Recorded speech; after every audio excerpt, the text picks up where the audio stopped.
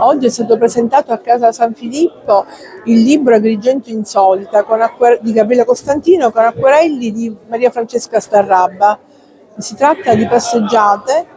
di Agrigento, del centro storico per lo più, ma anche la passeggiata ai tempi non poteva mancare, inserita in un percorso naturalistico che va dall'orto botanico anche ai giardini del Caos dove è sepolto Luigi Pirandello. Siamo arrivati a includere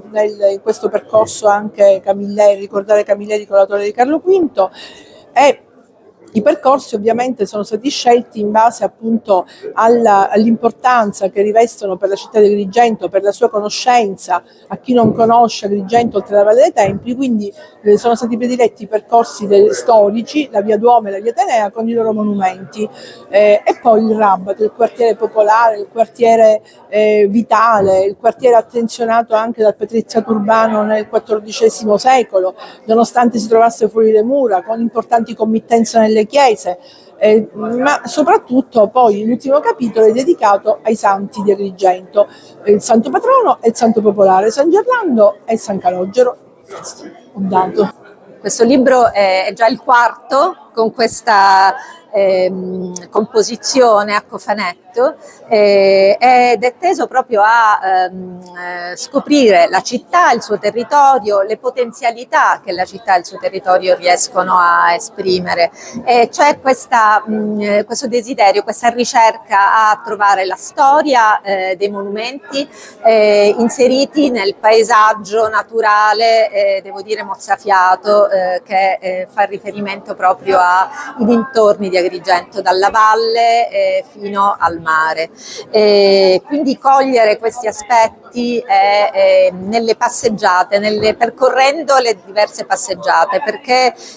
lo spirito del libro è proprio quello di accompagnare chi percorre questi itinerari proposti, suggerendo degli spunti interessanti e la storia dei luoghi. In particolare il disegno affidato all'acquerello, come si può vedere, le tavole mettono in evidenza questa disposizione a fisarmonica dei disegni, consentono proprio di narrare, di raccontare i luoghi, percorrendoli, osservandoli. La tecnica dell'acquerello consente di l'estemporaneità, perché io disegno sui luoghi, non a casa da fotografie o da fotografie fatte da altri, ma sperimento personalmente le passeggiate l'acquerello consente con un piccolo bagaglio